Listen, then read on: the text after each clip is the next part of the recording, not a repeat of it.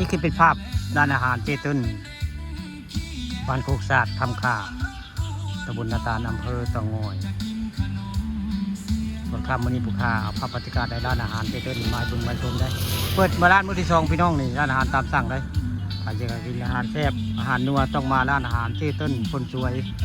คนบรรพงคำตำบลนาตาลมาเปิดร้านอาหารอยู่บ้านโคกศาสตร์ตำบลนาตาลนะร้านอาหารริมทุ่งริมทางพี่น้องนี่ร้านนี้ร้านอาหารอีสานบ้านเฮาได้ใครกินอาหารแซ่บๆมาได้ร้านอาหารของเจตุ้นบ้านโคกศาสตร์คำขาได้เส้นทางพาเด่นเตางอยพี่น้องมงนี้บรรยากาศคักได้มากินข้าวก็ได้ยินเสียงเขียดทรายห้องได้ผู้เสียงตะเล็ดเตะได้คาเฟ่อะไรเงี้ยคาเฟ่เจตุ้นคนสวยบ้านม่วงคำตามบนนาตาลแต่ว่ามาเปิดที่ร้านอาหารของบ้านโคกสะอาดบรรยากาศคักแต่เพิ่นเปิดได้2 มื้อนี่ละเพิ่นเปิดร้านอาหารมื้อที่2ได้พี่น้องนี่มาจะกินอาหารตามสั่งวันนี้ต้องมาร้านเจตุ้นคนสวยบ้านม่วงคำตำบลนาตาลได้มื้อที่2ที่ต้องเปิดร้านอาหารตามสั่งร้านอาหารเทพต้องมาร้านอาหารเจตุ้นบ้านโคกศาสตร์คำขาบรรยากาศคักพี่น้องนี่เส้นทางผาเด่นเตางอยนะมาทางเตางอยก็เลี้ยวขวาพี่น้องถ้ามาธนาตาลเลี้ยวซ้ายอยู่กึ่งกลางระหว่าง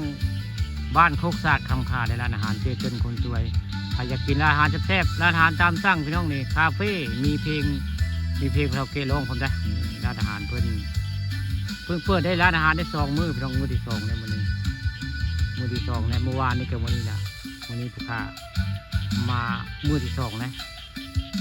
มาเอาภาพบรรยากาศในร้านอาหารเพิ่นเจ้าของร้านเพิ่นว่าให้มาโปรโมทงานเนี่ยเพิ่นได้เจ้าของร้านเพิ่นแนะนำให้มาแต่ว่าผู้ค้าเอาภาพระยะห่างในพอมันจะได้ภาพสวยระหว่างการถ่ายทำเนาะ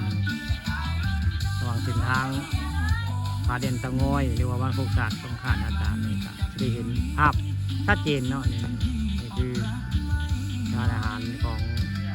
เจตุ้นคนสวยคนบ้านม่วงคำนะเปิดร้านอาหารมื้อที่2พี่น้องนี่ใครกินข้าวแซ่บอยากกินก้อยกินลาบก็มาได้พี่น้องนี่ราคาย่อมเยาได้ครับทั้งหมดนี้ภาพบรรยากาศในร้านอาหารเจตุ้นคนสวยบ้านม่วงคำตำบลนาตาลมาให้เบิ่งมาชมได้เลยเปิดร้านอาหารตามสั่งมื้อที่2มื้อที่2นะใครอยากมากินข้าวแซ่บๆกับบรรยากาศคักไปน้องมันริมทางเลยนี่ใครผ่านมากะสิมีมงจอดรถจอดเรือคักอะไรเงี้ยในบรรยากาศฟังเสียงเขียดทรายห้องตะเล็ดเตะท่านผู้บรรยากาศแสนโรแมนติกที่ห้องนี้ร้านอาหารเจตุ้นคนบรรพงคำตำบลนาตาลได้บรรยากาศคัก